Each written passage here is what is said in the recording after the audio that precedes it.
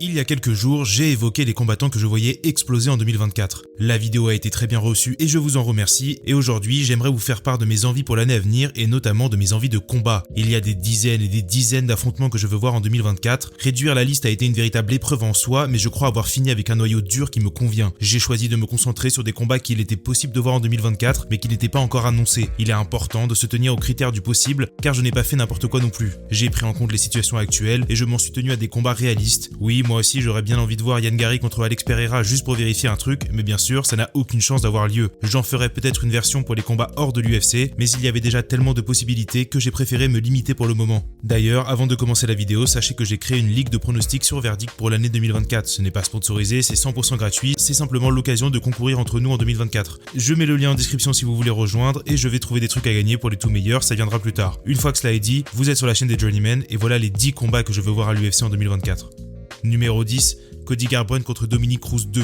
Une chose qu'il faut savoir sur moi, c'est que je suis un peu prompt à céder à la nostalgie et que Dominick Cruz est mon combattant préféré de l'histoire. Il est évident que la quasi-totalité de la carrière de Dominick est derrière lui, mais en tant que fan invétéré, je rêve de le voir entrer dans l'octogone une dernière fois. Quoi de mieux pour cela que de s'offrir une dernière sortie lors de l'UFC 300 en avril. Je ne sais pas ce qu'il en est de la carrière de Cruz et d'ailleurs, je ne suis même pas sûr qu'il compte combattre de nouveau, mais il est toujours classé chez les poids coqs et une revanche contre Cody Garbrandt a énormément de sens. Cela fait plus de 7 ans que les deux hommes se sont affrontés pour la première fois et l'importance de la défaite de Dominick Cruz ne doit pas être sous-estimée. J'en ferai une vidéo un jour, mais à mes yeux, ce combat fait partie d'une saga plus large qui englobe d'autres poids coqs de l'époque et qui aurait dû s'achever par un combat entre Uriah Faber et TJ Dillashaw, même si ça ne s'est jamais fait. Quoi qu'il en soit, Cody est devenu le premier combattant à résoudre l'énigme Cruz en 2016. Et alors qu'il a entamé une résurgence en 2023 et veut entrer de nouveau dans le top 15, le faire affronter Cruz de nouveau pourrait être un beau symbole. Pour Dominick, c'est l'occasion de venger l'une de ses rares défaites, surtout qu'il a vu de près les 2 combats de Cody cette année et qu'il sait qu'il y a des failles à exploiter. Cruz est un compétiteur, mais la ceinture de champion n'est plus un objectif réaliste pour lui et il pourrait se satisfaire de combats de gala. L'UFC a 2 anciens champions du monde entre les mains et l'opportunité de reproduire un combat iconique, ce serait dommage de ne pas transformer l'essai. Numéro 9, Benoît Saint-Denis contre Dan Hooker. Je ne pense pas avoir besoin de beaucoup de justifications pour ce combat, mais allons-y quand même. Quoi qu'on pense de Dan Hooker et de son attitude, c'est un guerrier incroyable et il est littéralement incapable de prendre part à un combat ennuyeux. J'en veux pour preuve sa guerre contre Jalin Turner lors de l'UFC 290 et l'ensemble de son œuvre d'ailleurs. Ses combats contre Paul Felder et Dustin Poirier sont des classiques parmi les classiques qui doivent être regardés si vous ne l'avez pas déjà fait. Surtout, il est toujours classé au-dessus de Benoît et l'affronter permettrait à notre Français de continuer son ascension vers le sommet de la division. Benoît a eu une année 2023 exceptionnelle avec 3 succès en quelques mois et le niveau de compétition va drastiquement s'élever maintenant. Dan Hooker est un sérieux palier vis-à-vis de Matt Frevola, mais stylistiquement, c'est un adversaire qui convient à Benoît et lui servirait de test supplémentaire. Évidemment, les grands gagnants de cette opération seraient les fans. Je n'arrive pas à voir comment un combat entre Benoît Saint-Denis et Dan Hooker pourrait décevoir. Ce serait une véritable ode à la violence et la promesse d'une affaire sanglante. Je pense qu'ils verraient chacun l'autre comme un test de leur durabilité et de leur capacité à prendre des dégâts. On sait que Benoît est un dur au mal depuis son combat contre Eliseu dos Santos, mais ne vous y méprenez pas, même si Dan a plusieurs défaites à son palmarès, il est capable d'encaisser de sérieux dégâts avant de tomber. Ce combat fait sens sportivement, il fait sens dans ma tête et j'ai simplement envie de le voir. Donc, je compte sur l'UFC pour le mettre en place. Et peut-être que le vainqueur de ce combat pourrait affronter un autre gros bagarreur comme Justin Gaethje ou Rafael Fiziev juste après, qui sait. Numéro 8, Max Holloway contre Ilia Topuria.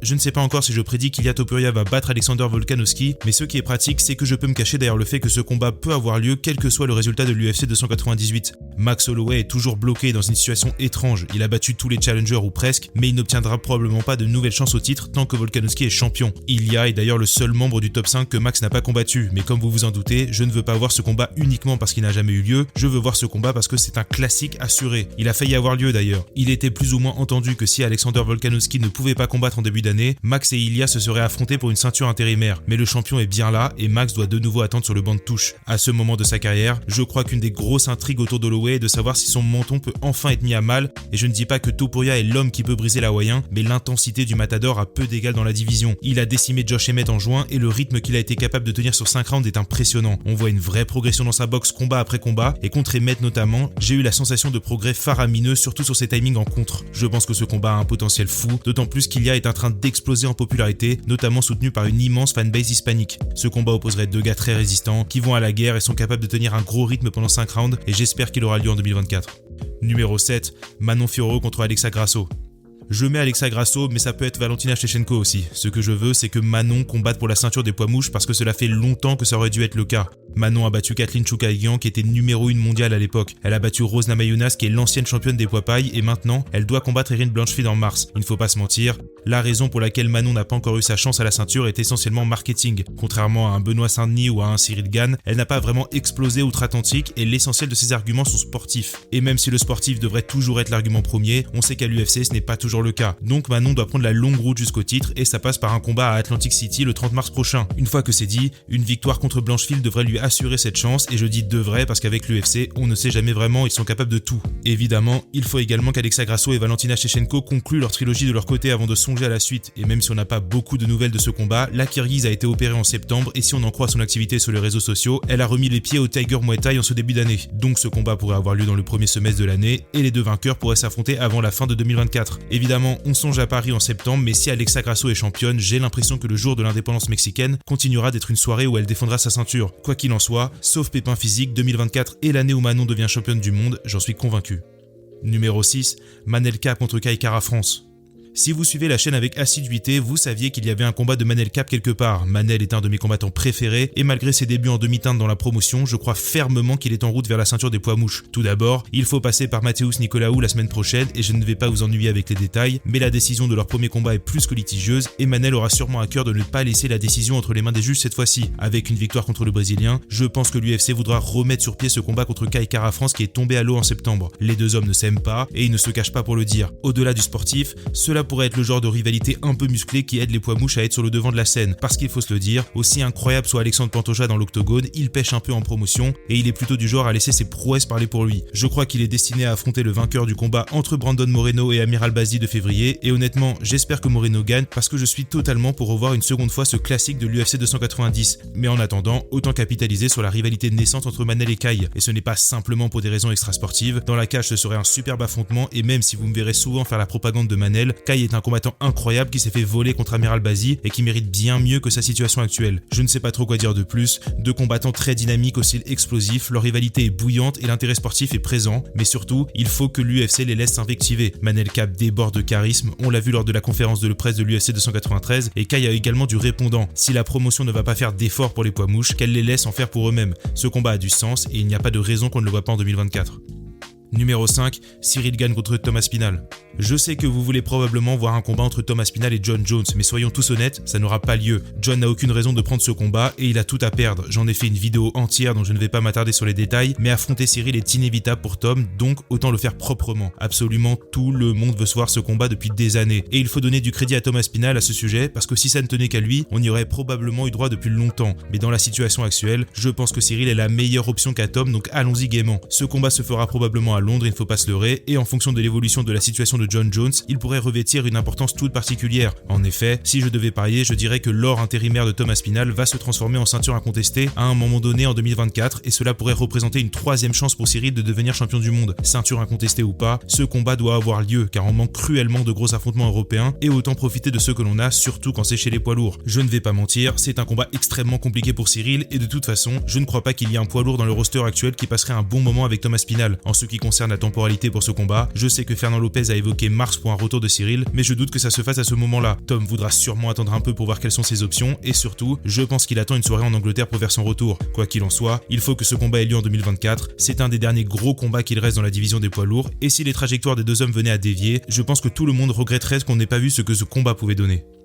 Numéro 4, Colby Covington contre Dustin Poirier. Je me doute que la majorité d'entre vous n'a pas une folle envie de revoir Colby Covington combattre, au vu de son attitude lors de l'UFC 296, à la fois en conférence de presse et dans la cage. Mais si vous suivez de près les développements médiatiques aux États-Unis, vous savez que la rivalité entre Dustin Poirier et Colby Covington est explosive depuis des années. C'est même incompréhensible que l'UFC n'ait pas déjà mis ce combat en place quand on connaît l'appétence de la promotion pour ce genre de conflit. Au vu de la tournure que prend la carrière des deux hommes, le timing actuel semble propice pour que ce combat ait lieu. Ils semblent tous deux loin d'une chance à la ceinture, ils ne veulent que des gros combats et ne devraient pas affronter de prospects. Tout semble donc s'aligner pour qu'ils s'affrontent. Il y a quelques années, cela aurait même pu être un combat principal de pay-per-view, mais je pense que c'est un peu tard pour ça maintenant, même si en connaissant l'UFC, ils sont tout à fait capables de ce genre de choses. On ne va pas se mentir, les conflits personnels rajoutent un peu de piment au MMA, surtout que Dustin Poirier n'est pas Leon Edwards, il va foncer sur Colby et forcer un combat dynamique. En ce qui concerne le poids, je sais qu'ils ne combattent pas dans la même catégorie, mais Colby n'est pas un très gros poids welter et Dustin est un beau bébé chez les poids légers, donc ils peuvent sûrement trouver un terrain d'entente. De toute façon, pour la bonne somme, on se doute que tout est possible. C'est la seule façon de définitivement fermer le chapitre de la rivalité entre Colby et l'American Top Team. Dustin peut essayer de venger Jorge Masvidal et il voudra sûrement faire payer Colby pour ce qu'il a dit sur sa femme et le trash talk serait fantastique. Bref, avant même d'entrer dans la cage, il y a plein de raisons qui font de ce combat une joute attendue. Il n'y a pas de meilleur moment pour le faire que maintenant, et même si vous n'aimez pas Colby, la perspective de le voir se faire casser la gueule pour de bon par un adversaire brutal devrait suffire à vous convaincre. Un peu moins de référence au décès des proches et je suis partant. Numéro 3, Sean O'Malley contre Cory Sandhagen. Il y a énormément de combats que je veux voir chez les poids coqs cette année. J'espère que Merab bat Henry Cejudo et obtient enfin une chance à la ceinture. J'espère que Petr Yan va trouver une façon de rebondir et de s'insérer dans la course au titre. Et j'espère aussi qu'Umar Nurmagomedov va trouver des combats, ce serait déjà pas mal. Mais au milieu de tous ces combattants exceptionnels, j'espère que Sean O'Malley affrontera Cory Sandhagen. Et je dis ça sans vraiment considérer si Sean sera toujours champion. Mais à part Merab, y a-t-il un challenger plus méritant que Cory? Il a affronté tout le monde, aurait peut-être dû remporter son combat contre TJ Dillashaw. Et alors que c'était silence radio pour le reste de la division, il a accepté d'affronter Umar Nurmagomedov alors qu'il n'avait rien à y gagner. Je n'imagine même pas l'état de confusion dans lequel il devait se trouver lorsque Marlon Vera a été annoncé comme le prochain challenger de Sean. Cory a massacré Marlon il y a moins d'un an, et quand je dis massacré, c'est que ce n'était même pas compétitif. Mais au-delà du mérite, ce serait une superbe confrontation. Cory est un striker extrêmement créatif et il a un des strikings les plus divers de la catégorie. Ce serait intéressant de voir s'il est capable de fermer la distance contre Sean et de réussir à le bouger sur les pieds. C'est une opposition amusante entre deux mecs du pied-point qui nous offrirait sûrement un combat très divertissant, mais si vous voulez vous pencher du côté symbolique de l'affrontement comme j'aime parfois le faire, c'est aussi une opposition entre deux façons différentes de concevoir le combat libre. Sean représente une façon très moderne de se présenter et de choisir ses combats, ce qui n'est pas une critique, mais Cory lui représente une autre vision du sport. Il ne veut être champion que s'il est vraiment le meilleur, il veut battre tout le monde et prouver qu'il est véritablement le numéro 1. Je vous recommande d'ailleurs sa chaîne YouTube sur laquelle il évoque souvent son rapport au sport et sa mentalité d'athlète, ça vaut vraiment le coup. Quoi qu'il en soit, je veux voir ce combat, ce serait superbe et Cory mérite un gros coup de projecteur en 2024. Numéro 2, Leon Edwards contre Shavkat Rakhmonov. Si on en croit les rumeurs, ce sera bel et bien Belal Muhammad qui affrontera Leon Edwards lors de l'UFC 300. Et tant mieux d'ailleurs, ce n'est pas important que vous aimiez Belal ou non, mais il en va du respect du mérite sportif que ce genre de combattant ait droit à son combat pour la ceinture, parce qu'il le mérite. Une fois que cela est dit, je pense que Leon va le battre. Déjà je pense qu'Edwards est meilleur que Belal, mais surtout le timing n'est pas propice pour ce dernier, car l'UFC 300 va avoir lieu en sortie de Ramadan, ce qui pourrait compliquer sa préparation. Pour être honnête, j'espère surtout qu'il le batte, car j'ai cruellement envie de voir un combat entre Rocky et Shavkat Rakhmonov. Le Kazakh est un monstre et pour le moment, il n'a pas vraiment connu de difficultés. Il est en train de traverser la division, accumulant les finishes, et je serais surpris que son prochain combat ne soit pas pour la ceinture. Du côté d'Edwards, ce serait l'occasion pour lui de faire taire les quelques critiques qui lui restent. Il a battu Kamaru Usman et Colby, et s'il ajoute Belal et Shavkat à son palmarès en 2024, il n'y aura pas beaucoup de poids welter avec un meilleur CV que le sien dans l'histoire du sport. Shavkat est invaincu depuis le début de sa carrière, ça fait 13 combats de suite sans défaite pour Leon. Shavkat a toujours fini ses adversaires, Leon n'a perdu que par décision. Ce combat a plein d'intrigues et surtout, je suis incapable de prédire qui peut le remporter. Beaucoup de personnes pensent que Shavkat va rouler sur la catégorie, mais Leon Edwards a une façon de disséquer ses adversaires qui lui est propre, et la chose la plus effrayante de toutes, c'est qu'il n'a que 32 ans. Shavkat a toute la hype du monde derrière lui, tout le monde veut le voir combattre pour une ceinture, moi inclus, et même s'il se peut que ce soit contre Belal, ne nous mentons pas, ce serait un peu moins intéressant. Numéro 1, Alex Pereira contre Israel Adesanya 3.